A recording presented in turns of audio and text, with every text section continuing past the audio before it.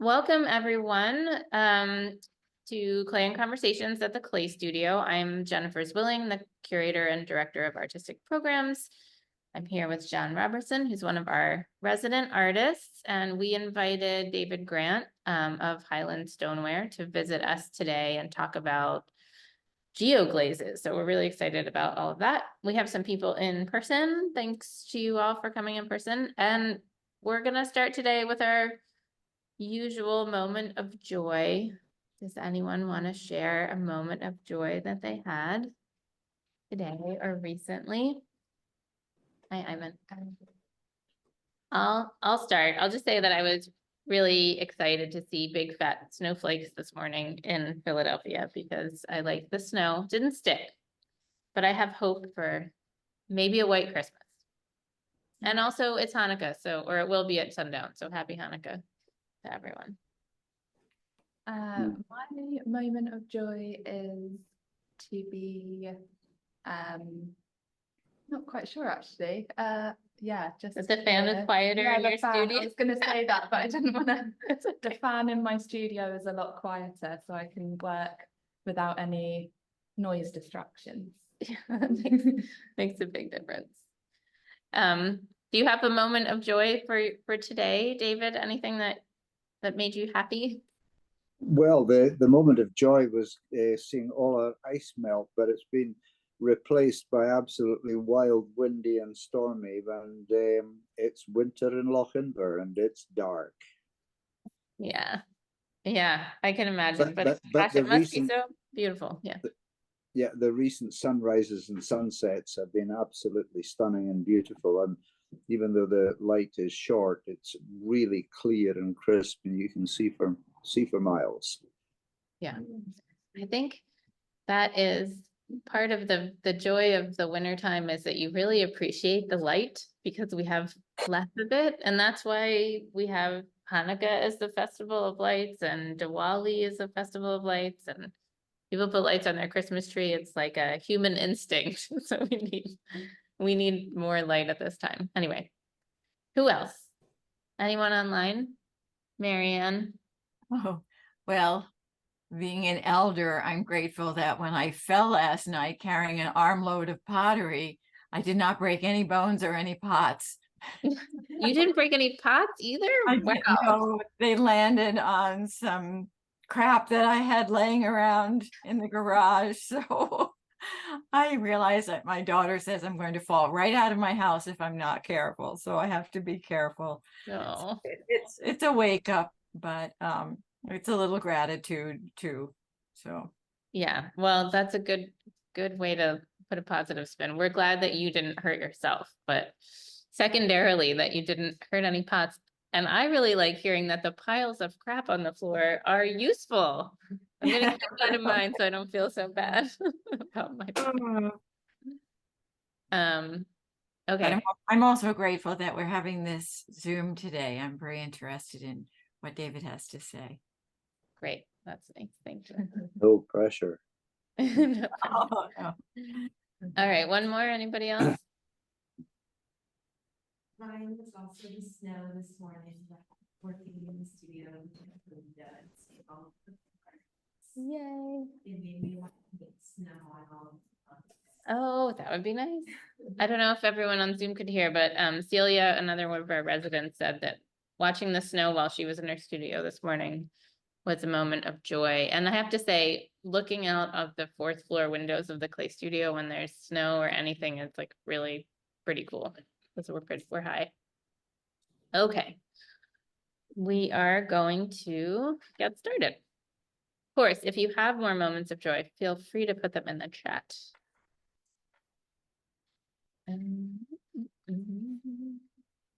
Okay, so first I'm gonna just remind everyone that the Clay Studio is located on traditional lands of the Lenape people who have been stewards of the land for the past, present, and into the future, and that we are dedicated to learning and working together to safeguard the land. And now I would like to introduce David Grant, who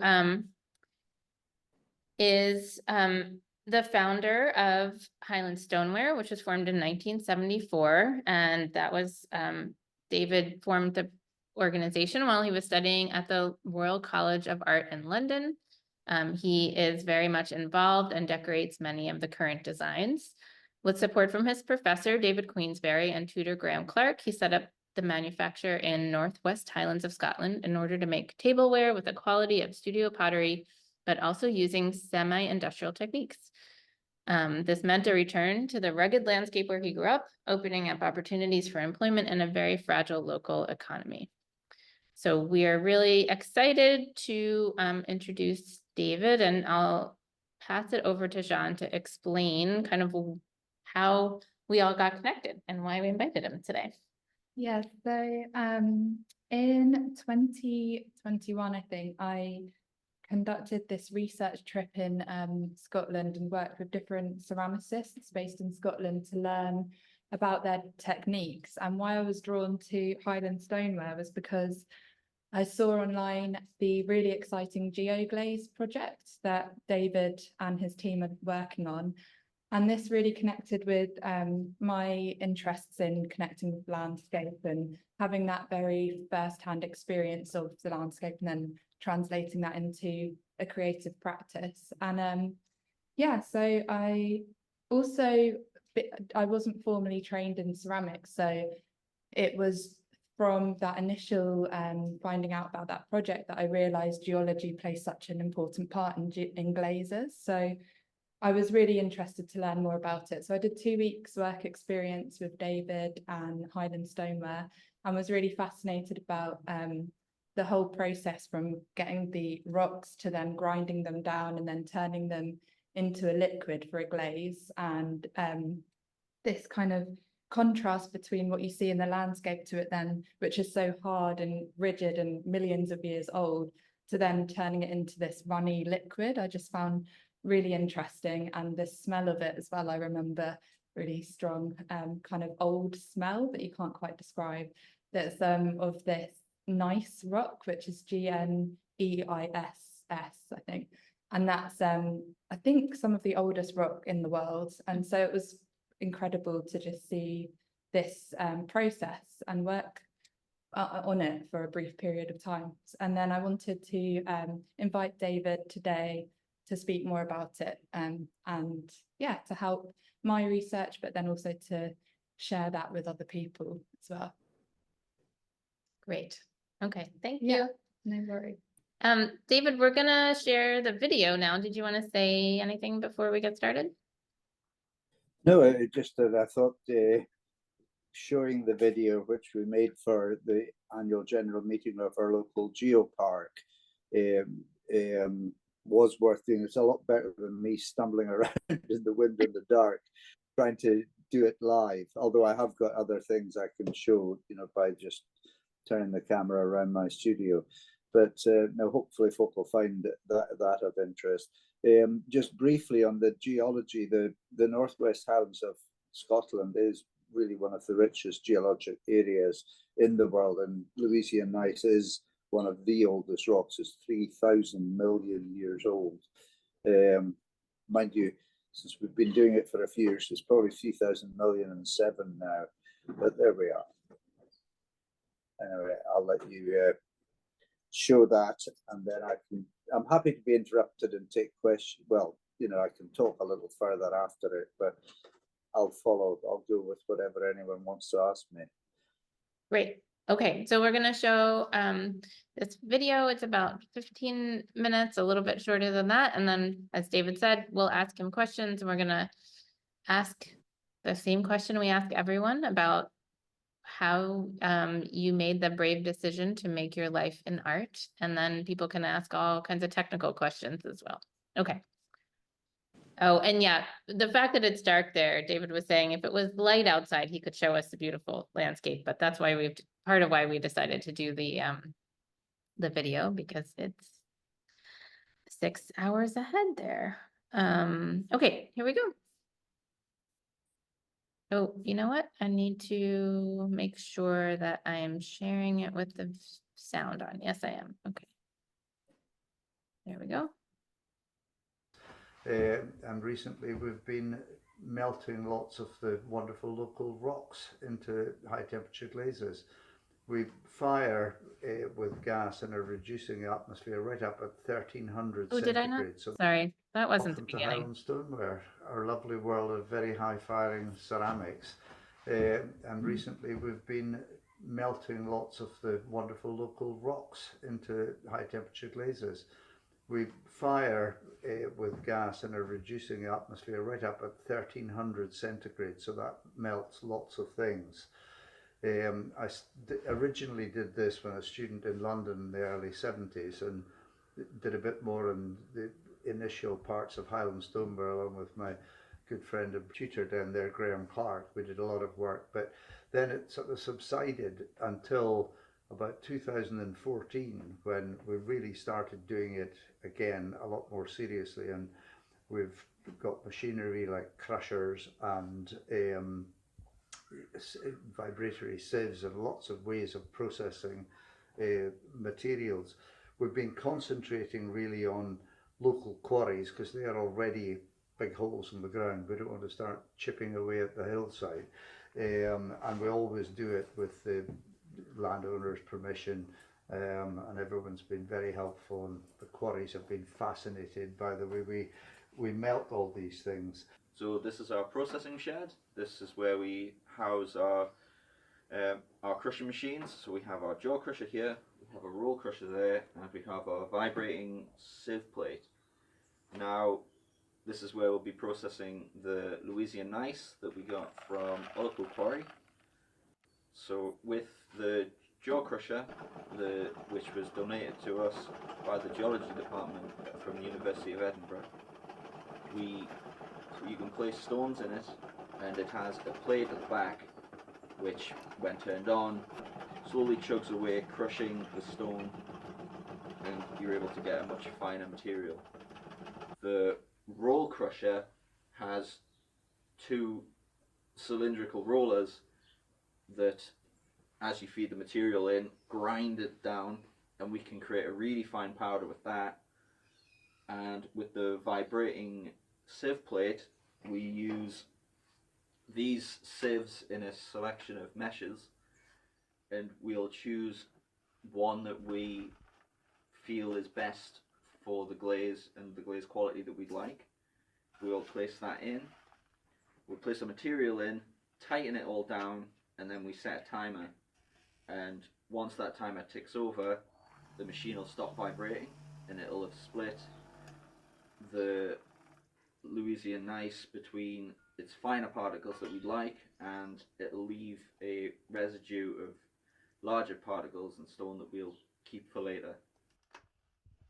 With the vibrating sieve, we are able to stack several sieves at one time, being able to extract different particle sizes all in one go.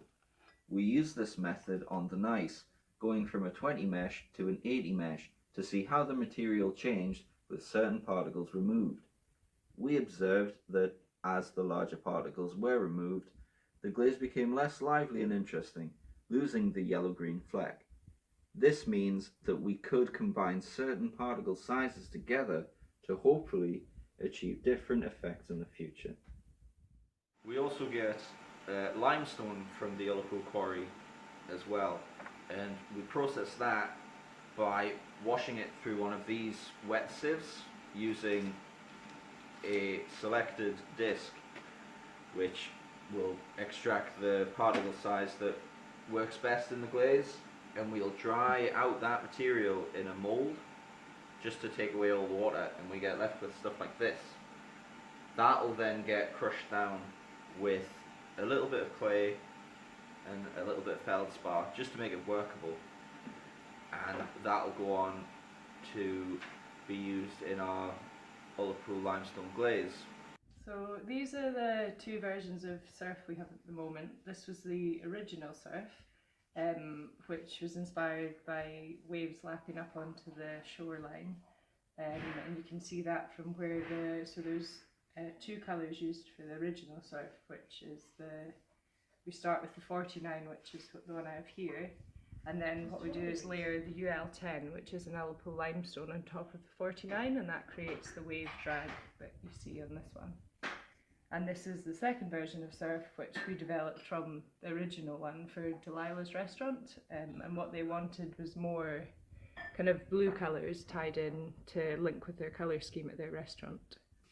For the last couple of years, as part of the Geological Ambassador Scheme, myself and Josh, alongside David and Peter Harrison, who's a geologist, have been visiting different quarries to look at the different materials there.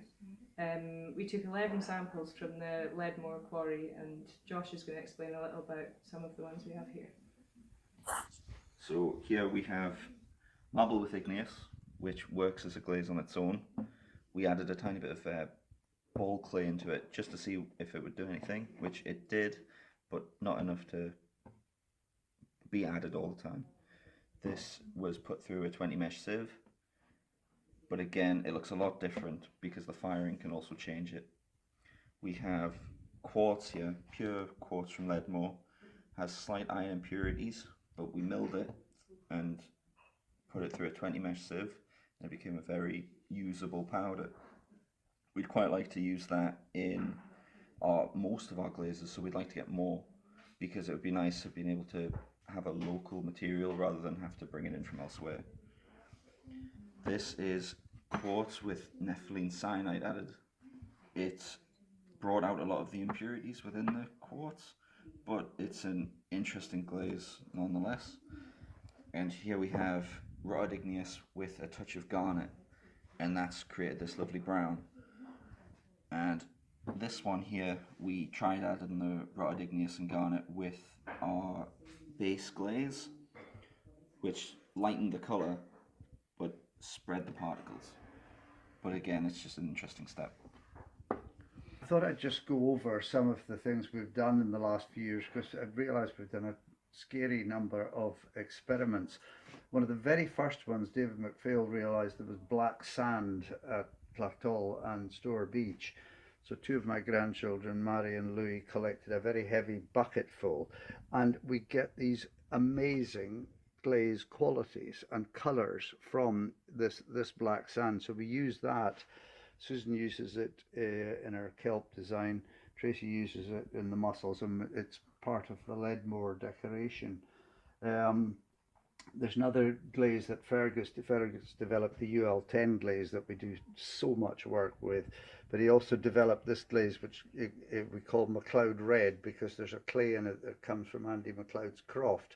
But when we painted our colours on, we realised two things: that the colours push the glaze apart and they get these gold halos round the marks, which is rather interesting. Very little of the crystal on the back. But the other thing that was fascinating is that chrome almost invariably goes green, but some of the chromes on this glaze go pink, and that's unusual. So it's yet another area that we need to investigate further. Not all rocks melt. These rocks we put in like that, and they came out like that. The Leadmore marble is incredibly refractory, but when we collected some mixed in with the igneous rock, it's starting to melt, as you may see Josh doing sometime later. Other interesting things, somebody pulled up an anchor on Loch Damp, and there was a great glob of clay on it. So they said, we know who'll be interested in that. So this clay comes out with this beautiful dry orangey decorating pigment, which you can put on the chun glaze.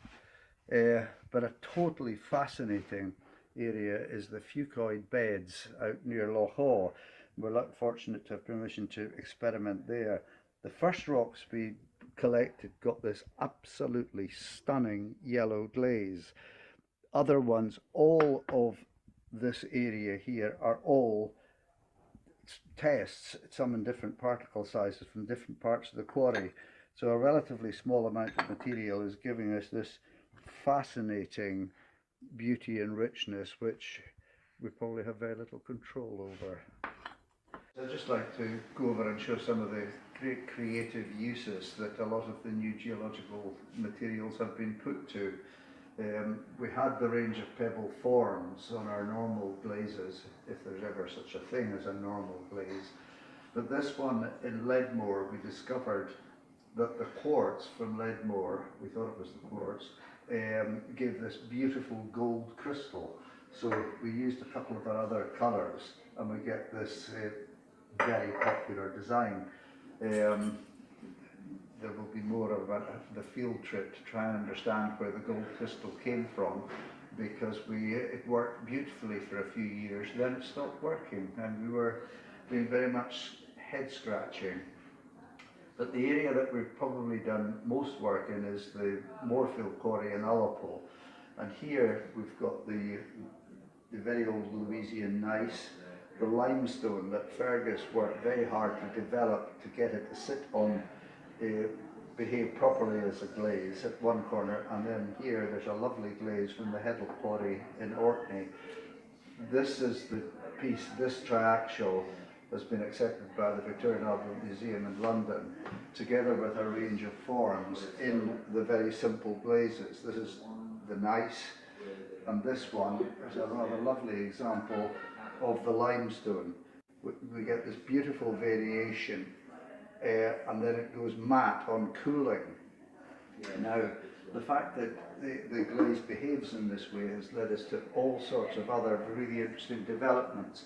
This is one designed by Susan Brown called Kelp, which is the black sand from the beaches up at Clacton and Store on the limestone, but it flows around in an amazing way. Now this decoration, done by Josh, which we call Moorfield, is the sieved out particular particle size from the rock, and this is just the gneiss on the edge of the white glaze, and it flows and gives this stunning yellow quality. And then if it's slightly hotter in the kiln and slightly thicker, it flows and gives all sorts of variation. So life is full of surprises. The other decoration, which is tremendously successful, one of my very favourites, Francie does this one, we call it surf. The way this limestone flows in the kiln, it runs through the stiffer white, just like surf on the beach. And the other superb qualities we get with this UL10 glaze, Riona and Ullapool developed this decoration we call ley lines. And what's interesting, because it melts at a very low temperature and then recrystallizes, we actually get oxidized and reduced copper on the same piece, which is extremely unusual. And this range went in for, there's a major international competition in Japan called the Mino, and we got highly commended, so we're very pleased with that. We'd have been more pleased if we won first prize, because it's 75 grand. There are two other superb decorations utilising these glaze qualities. Tracy paints these beautiful mussels. This uses the gold from Leadmore and also the white, which actually reacts with the cobalt and gives this very faint pinkish colour to the strong cobalt blue, which is exactly the same as you get on mussels. So that, is another favourite design. Durrell did landscapes using the colour. It just gives a completely different misty, different quality altogether. So I think the range of creativity is quite astonishing. One of the things in terms of geology that would be helpful, we got this geochemical map and I saw all these beautiful oxides, but anytime we've ever pursued trying to find an oxide, it's not been in any great strength. So if any geologist out there has any bright ideas, that'll be welcome. Another one, we've got quartz, we've got limestone. A really big ingredient of high temperature ceramic glazes is feldspar or nepheline cyanide. Every one we've got to date is full of iron oxide, so it's very much more limited in what we can do. So that's something else we're trying to find. And the last one is somebody brought us some beautiful stoneware clay and then couldn't quite remember where it had come from. So every other clay we've tried several. This is a model, they're all iron bearing and they're all far lower temperature. So these blobs started life as little pots and ended up as molten puddles. So if anyone has any idea where there's any stoneware clay, that would be hugely appreciated as well. Thank you very much.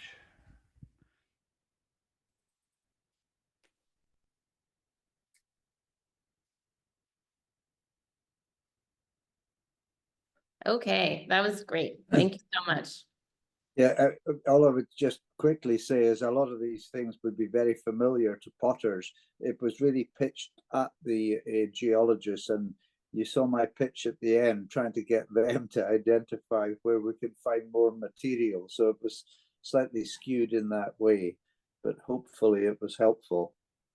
Oh, it's great. I know. I mean, I know I'm not a potter, I'm just a curator, but I love learning about that stuff. I'm sure there was a lot that other people learned as well. So we'll get to some technical questions in a few minutes, but first I wanted to ask you the question I mentioned, which is, why did you make the brave decision to make your life in art?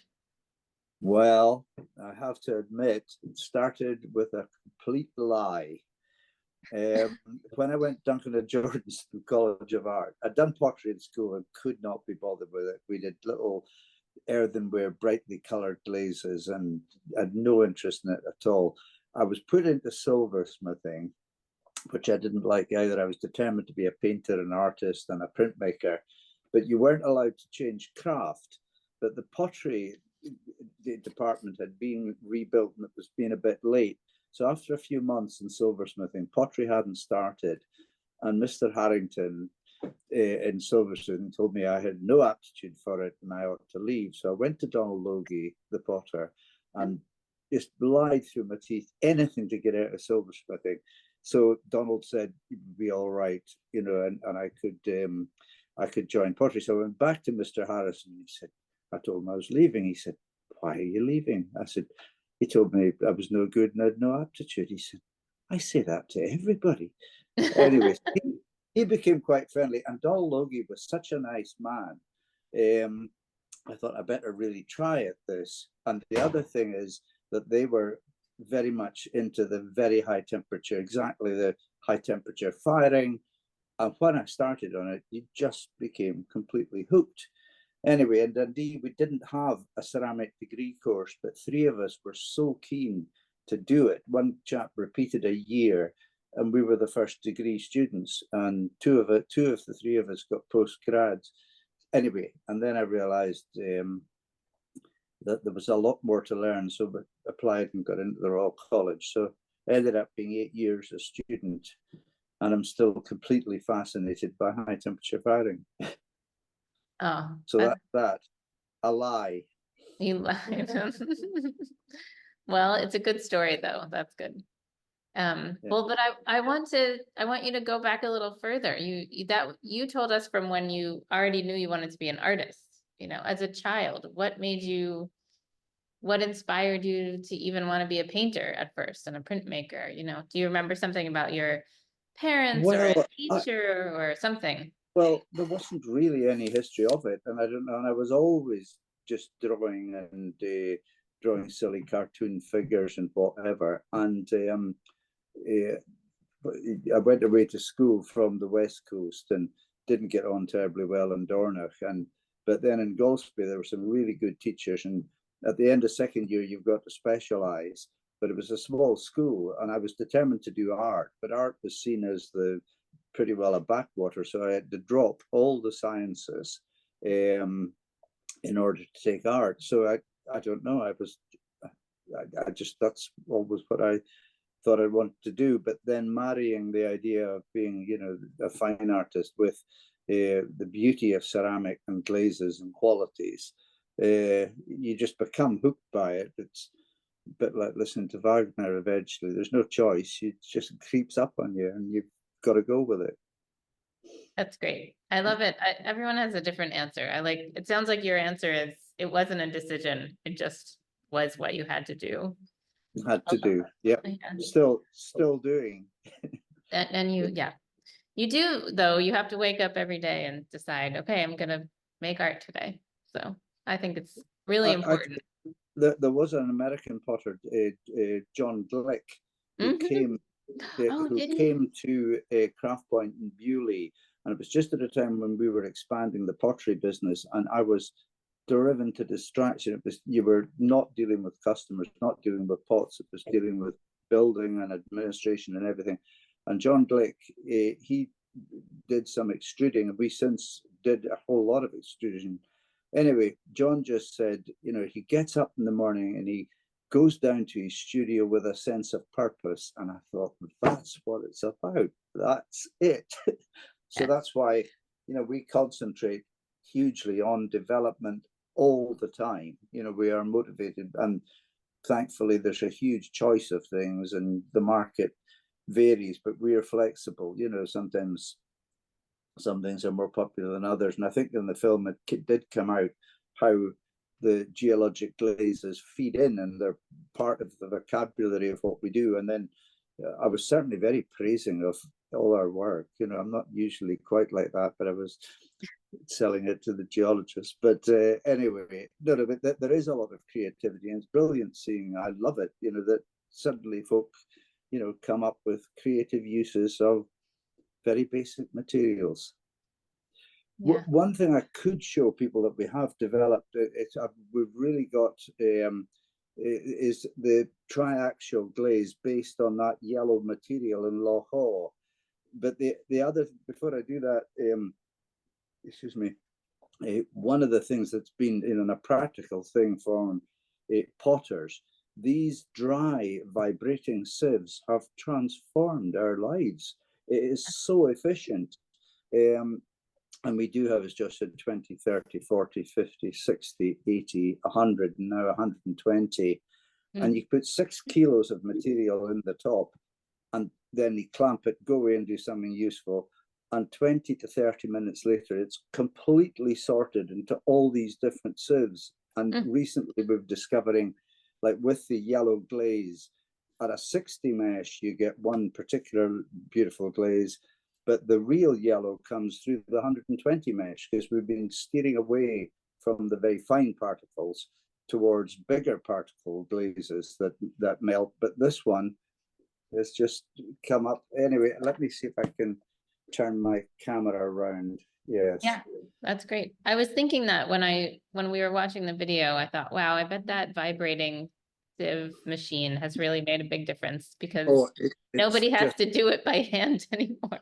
There's a Scottish firm in Ayrshire who do them, and all of that cost only 1,200 quid for the whole thing. It'd probably be a bit more than that now, but it has absolutely you know, transformed our lives in terms of efficiency, and all the waste with guddling around with wet. I mean, wet sieving still has a place. There are some of the vases. This one actually came out yesterday, if I can see the detail. I don't know just how it is a really glowing yellow. But the next thing is we have now got another of these triaxial blends. This is 15 glazes, and it's got the limestone up one corner, and this is the actual rock it's come from. We're taking photographs to show people that this is the where will I get it? That is the yellow that we've now got a reasonable control over. And recently, you know, we had the owner of the quarry around who said, "You must take as much material as you like." He was hugely enthusiastic, Robin Bestie, hugely enthusiastic about it. And then this is the rock. Now, these, very careful with the pronunciation, these are known as the fucoid beds. And they're full of potassium, which gives this yellow. But then when we actually come up and I'm stuttering around here, we get the Louisian gneiss at the top, but then the next glaze down is lovely as well. So we've actually got 15 glazes, which we're really fond of. And some of these, I won't turn them all over, but when you turn them over, they're at a different pint weight on the back. just pour at the front. You just get so many different glazes anyway. So this is something I'm particularly pleased with. Yeah. That's great. And that's a pretty new discovery. That's the most recent one. Mhm. This is the yellow glaze we did. Oh, I'm not sure if you'll see it properly. That's the yellow plate in the 60 mesh glaze. And we've done that in a lot of specialist yellow things for chefs. So, we do a lot of work with restaurants because, we can do that sort of thing and the chefs are really into it. Yeah. So that's very welcome. Right, I better turn my camera around. Yeah. We have a lot of chefs here also. It's like I guess everyone's excited about local ingredients and that extends to the dishware. Yeah. Yes. Go ahead. Sorry. Tell us a little bit about the day-to-day workings of the pottery and how's it grown over the years? Because you're going to be celebrating your 50th anniversary at the same time that we will be next year. So as you Yes. look back. Well, what has been good is we have built, a very good team, and everybody's younger than me, which is a good thing. But we've definitely a very good team of people, right, through more employees who've been there for a very, very long time, right from the beginning, really. Linda came from Dundee Art School. She was a few years younger than me at and she's still decorating and doing. Bush, the main maker, he joined from school over 40 years ago. And it is, we've got contract throwers, Fergus and Paul, who do a lot of making. And with jigger and jollying is the basis of the production. And the very high firing. We've got, a very big kiln, which we fire once or twice a week. I think stacking is about 116 cubic feet. So, we get a lot of pieces in it. And we work very hard to fire efficiently. So we fire in well under 5 hours. We used to fire in about 4 hours up and then about 15, 16 hours down because we insulated the kiln with ceramic tiles and very carefully control the oxygen content, so that we reduce for a minimum amount of time, but reduce is vital to the overall quality. So that's an important ingredient in the whole structure. And I think we've got about 28 people working. So in Lochimber and Ullapool, it's quite significant. And I think there's a good working atmosphere, and everyone likes being creative, and it's very much a teamwork. The minute I say that publicly, they will release all sorts of trouble. But no, there is a good atmosphere, and people are all genuinely interested in. It's a blend of skills, from the office to admin to making, fettling, all the different skills. Everything's got to be done properly, because if it's a mistake, it becomes a second. Yeah. And we have a good following of custom. I mean, the way the market developed, basically, we did about 70% was sold to the trade and shops and 30% directly. But the more we sold directly to visitors, the more we realized how much more bespoke work we do. So it is completely reversed now, so that it's 70% of what we do is direct, it's commissions. And because we don't undercut our shops, if somebody, we've always done selected seconds, which you sell for less, but we don't undercut our stockists. And somebody wants full retail, you sell it at full retail, which is the only way you can make enough margin to pay people in order to, folk who love doing it, but got to earn a living. And providing that specialist service and doing things like tile panels to commission, we just had a very good positive response to a biggish one I did today. So that's a moment of joy for me. Yes. So yes, and it is quite flexible, and there's always plenty of input going into the sort of vocabulary and products. And the problem has been for the last while is not getting enough stuff made. Sounds slightly boastful, but the more we produce, the more we can not be distracted by technicalities and odd things going wrong, which happens all the time. Yeah, and the geologic glazes, just the geologic glazes, I started doing that, say in 2014 when I went to visit Graham and realized we had both been doing that for, years ago. And I couldn't believe how much interest there was in it. And of course, I bore the world to death talking about rocks very easily, but no, it is hugely interesting, and we've had tremendous help from Pete Harrison was mentioned, in the Geopark.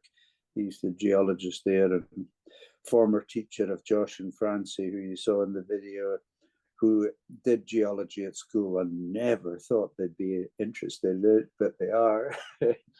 So these things grow arms and legs and have their own momentum. Yeah, I think that people are fascinated by rocks. It's the same instinct that makes people want to touch clay. It's because it's part of our earth and we all feel connected. I mean, every time I go somewhere, I come back with my pockets full of rocks, even now, not just when I was a kid. Yes, I've got a few from Newfoundland and varying other places. Not that I make glazes out of them. But the other thing, an Irish potter, Rasheen is working with us just now, and she was talking about the landscape and what we make. And it did remind me of something somebody said a few years ago. When we started, I was making a range of very simple tableware, and then all the decorations grew. But folks said, in a business, sometimes it's not planned. Sometimes it's an organic growth. So, we have designs-based seascapes, landscapes, rock pools, odd puffins. There's a whole range of different things that are very much of the area, and pebble-shaped forms and things. So sometimes, there is this organic growth that you think you're in control of, but mightn't be. And also listen to your customers as well. When you put things out and some things really attract attention, other things actually you think you've got a great idea and it doesn't work, but a few years later, like our pebble forms, they then become just a huge part of what we do, whereas before they were just a little curiosity, a little thing of interest. So watching there are, some things have got a time. And other things have not got a time. They're just bad ideas from the start. But anyway, you have to try them. But getting the direct feedback from our own shops in Lochinver and Ullapool and in Edinburgh, we've worked closely with a shop down there, and you just get customer feedback and listen to it. That's important. How many, do you know off the top of your head how many pieces you make every year? Oh, I think about 40,000, something like that. That's impressive. Some of them have, we have much higher value pieces, things like putting tile panels in a kiln. Tile panel, can be, depending on the size, £2,000, £3,000, £4,000 for the panel. It doesn't take up that much space either. So we do smaller individual things. The cost of gas going up and up and up. Years ago we were getting charged very highly, so we developed smaller pieces so the payload in the kiln is so much better. On the one hand, you can have simple tableware. If it was all tableware, it would be a much lower value, but when you put a lot of little, small vases, this sort of piece in the kiln, you really fill it up and you generate a lot of revenue. So out of a lot of value at the kiln. And recently with energy costs rising, our material costs are less than 1%, and the firing is probably less than 2%. So even if it goes up a heck of a lot, it's still under control. Yeah, but labor and skill is 74%, of the total turnover. So it's all people and skill. Yeah. Really.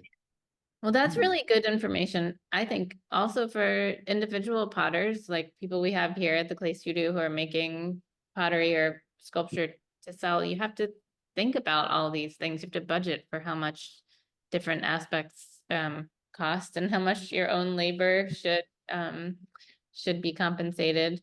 I know we have one question in the chat, so I'm gonna invite anybody else to write a question in the chat or ask in person.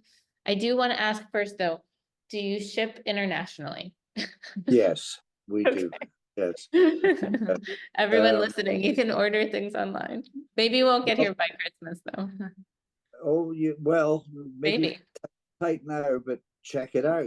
We do lots of things. I actually used to go to the Javits Center in New York. Oh yeah. And I did a lot of orders there. And although it took me a while to get into the selling, because everyone was quite interested. But when you're making large ceramic fish dishes and standing in a kilt, you do tend to stop people a bit, in terms of being unusual. But I was getting a lot of interest in my first trade show there, but I wasn't getting very many orders. And then I remember that, somebody said, Americans like to be sold to. And I hope nobody takes offense. Somebody once took exception to me saying that. So I changed what I was doing at the trade show. And they said, oh, do you have literature pictures? And I said, yes. And I can give you them, and you'll put them into that bag you're carrying, and you'll never order anything from it. I said, I've come all the way from Scotland, that brought these pots over so people can decide whether they want to buy it or not. Well, I was like turning on a tap. I took loads of orders, and in fact, it grew a bit, and it's a way back that on my own at 2 trade shows in the spring and the autumn, I took $84,000 worth of orders myself, so wow. that was quite good.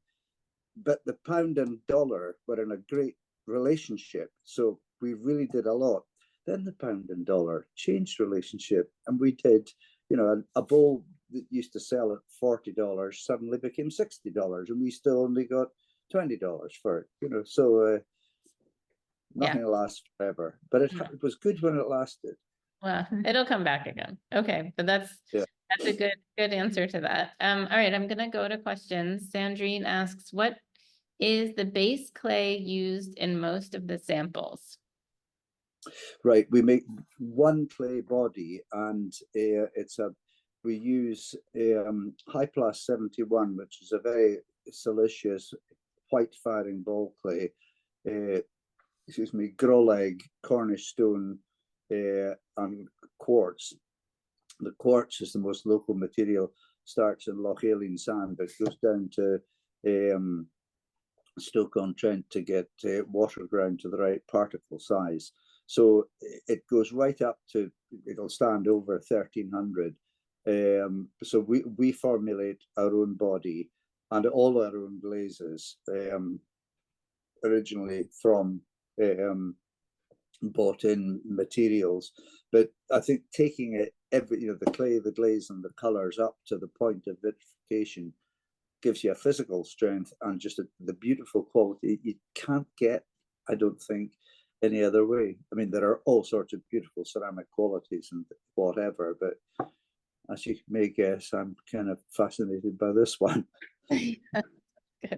But and also in Lochimber and Fergus recently rebuilt their Ullapool kiln for us, but really trying to get that control and consistency over the kiln firing is hugely important. But also now quite a number of employees fire the kiln because it's in a system, and sometimes it doesn't behave itself, but a lot of different people can fire it, which is important to pass all the skills that are enough flexibility right across all the things we do. Yeah, I know people still say to me that the kiln can break your heart. So hopefully that hasn't happened too many times. When you've No, got you probably know the Bernard Leach quote. He used him. He said, "The potter works in the certain knowledge that some of his best work will be spoiled." Yeah. It's a very humbling process. Yes, very much. Yeah. Okay.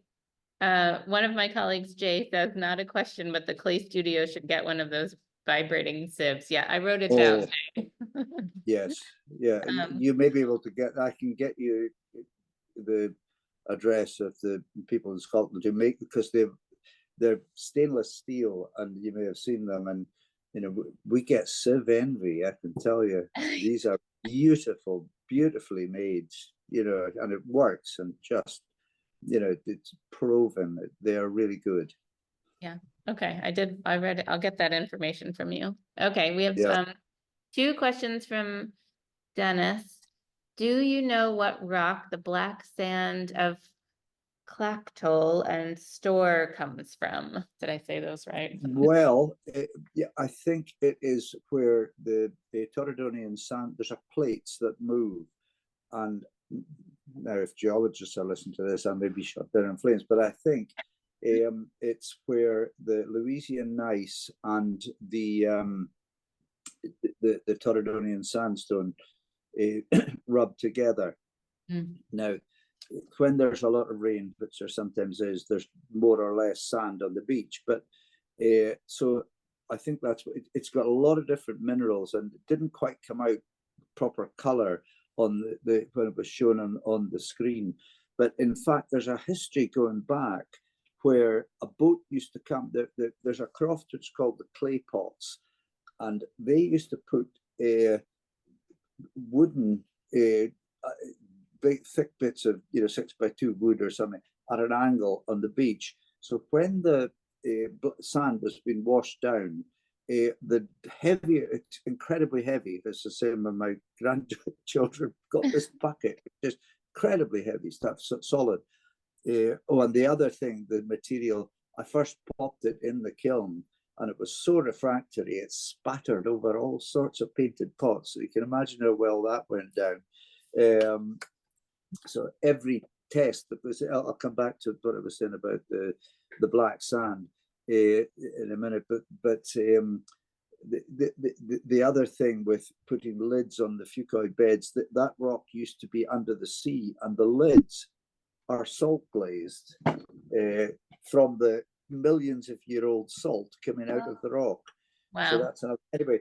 But the black material was gathered until there was 2 or 3 tons of it, and a ship used to come from Stoke and take this material down. Now, I wouldn't be surprised if it was Wedgwood using it in black basalt, but I haven't followed that up. But there is a tradition of that material being regarded, and being so specialist and gathered in that way is quite fascinating. Yeah, but I think that's the content. But again, if you know geologists, getting a material like that or another material, when we fired Josh was showing the Louisian gneiss, and Pete, the geologist, said, "Oh, there's amphibole, epidote, potash feldspar, soda feldspar." And other geologists have said when they cut through a rock, polish it, and look at it through the microscope, all we're really doing is re-metamorphosing it, melting it again. And so Pete can look at the glaze and see what the minerals are. So this is where in the 20 mesh sieve, if everything melts, you get really interesting textures and matrix.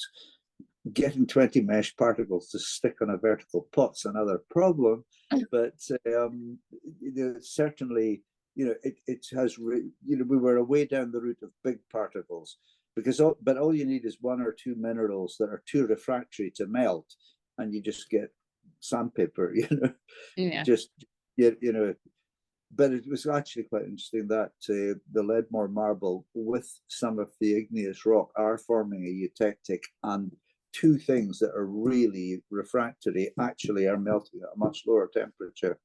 But that's just another line that we were concentrating on the Loch material, I think rightly so, and we're now going back to this Leadmore material. So we're still actually, most of it, a huge amount of it, is just the three quarries, because a big hole in the ground, there's millions of years between, you know, parts of the quarry. So sorry, I'm rabbiting on. No, it's fascinating. The next question is, have you or can you make pots from the ordinary sand from these or other local beaches, presumably a mix of shell and rock? Maybe mean glaze, yeah. Or well, Yes, we certainly make glaze, but finding the stoneware clay, I think we illustrated, you know, everything is just too much iron, and it just melts. I would love to find a source of stoneware clay, but it's difficult to find. But yeah, yes, we've been brought. You know, somebody brought me this just recently from Killabervie, and it's full of garnets. Oh. no, yeah, there you go. Yeah. Anyway, yes, so we'll put that on the chin glaze, and we'll just see how that melts, because people are bringing us things, and we were using a lot of ash at one while, and so word got round. Everyone, lots of people were bringing us, this is peat ash from Strathy and so on, you know. So yes, we have a fine collection of ash as well as flux. So more material than we have time to do, because we could experiment a lot, which we do, but we still got to earn a living. Yeah, that's great. Right, I have a question. I have collected some iron that from beaches in San Francisco. David, can you hear the question? No, I didn't. It's not really a question, it's a comment Oh. and a question. I've collected some black particles of sand on beaches in San Francisco that I was able to separate from the sand with a magnet. And Yeah. and then I've actually put them in a glaze. And I was wondering, do you know if the sands, like they're obviously an iron? Yes, I was wondering that. Is there Yeah. iron in the black sand? Was there?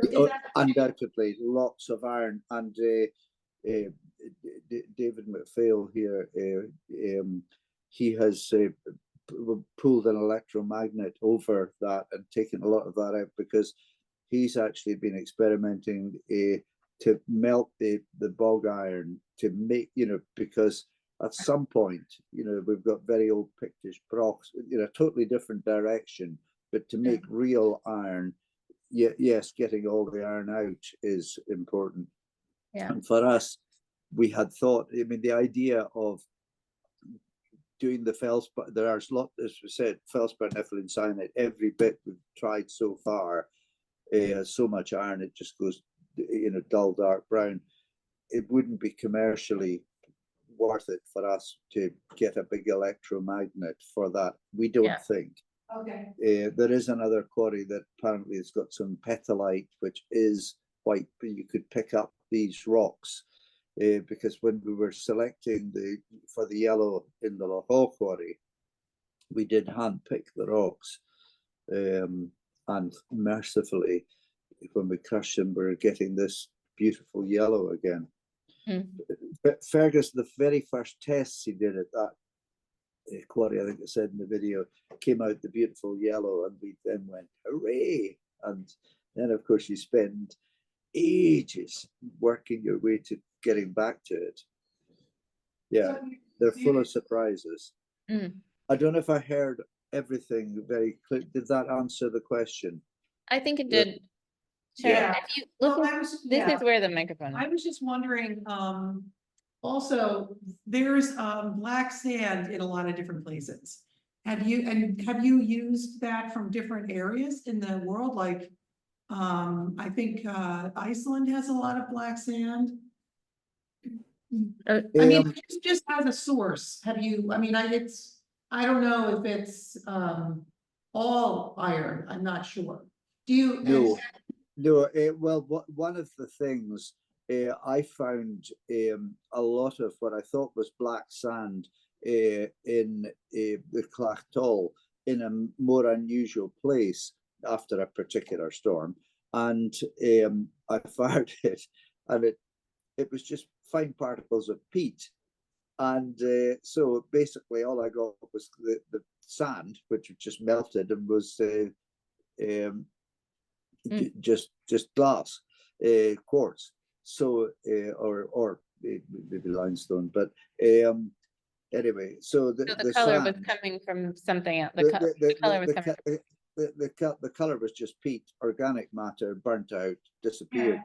Mm. Because if we find, you know, sand that, and there's too little of the black and plenty of the light sand, it all melts beautifully, and we've got some samples that are just little beautiful shiny tomoku, and then the other material that's so rich and refractory, we would mill that into our normal white glaze, and I've got some lovely almost khaki colored glazes as well from the.